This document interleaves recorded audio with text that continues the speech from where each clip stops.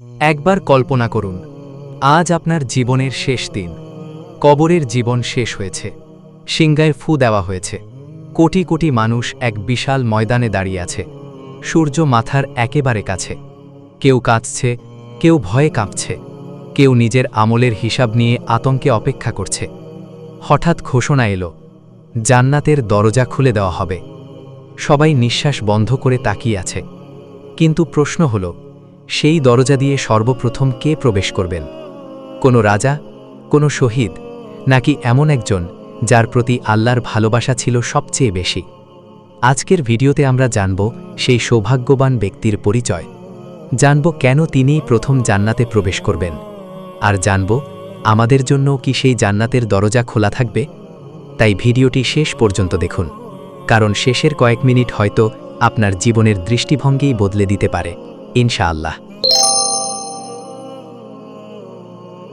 সর্বপ্রথম জান্নাতে প্রবেশ করবেন কে? প্রিয় ভাই ও বোন, সাহি হাদিস আমাদের এমন একটি সংবাদ দিয়েছে যা শুনলে প্রতিটি মুমিনের হৃদয় ভালোবাসায় ভরে যায়।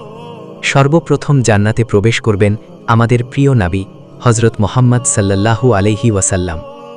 কিয়ামতের সেই ভয়ঙ্কর দিনে তিনি জান্নাতের দরজায় এসে কড়া নাড়বেন। দরজার রক্ষক জিজ্ঞেস করবেন, আপনি কে? তিনি উত্তর দেবেন, আমি মুহাম্মদ।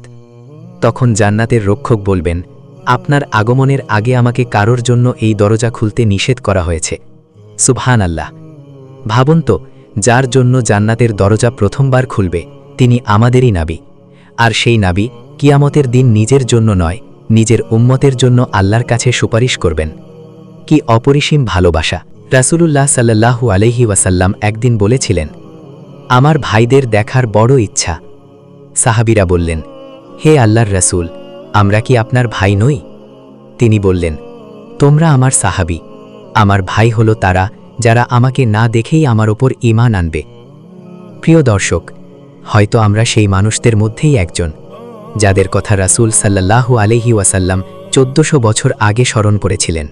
সহিহ হাদিসে এসেছে, রাসূলুল্লাহ সাল্লাল্লাহু আলাইহি ওয়াসাল্লামের উম্মতের মধ্যে থেকে 70,000 মানুষ কোনো হিসাব নিকাশ ছাড়াই জান্নাতে প্রবেশ করবে।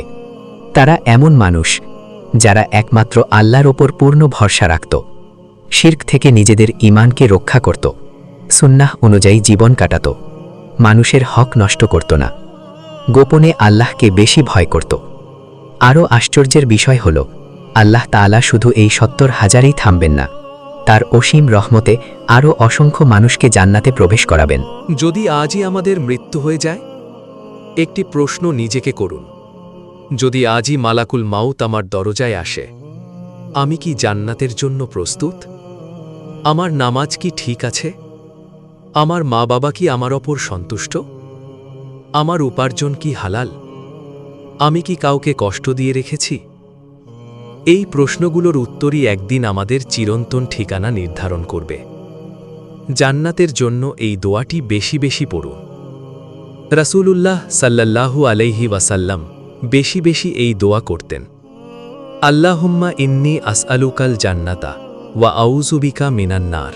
হে আল্লাহ, আমি আপনার কাছে জান্নাত চাই এবং জাহান্নামের আগুন থেকে আপনার আশ্রয় চাই।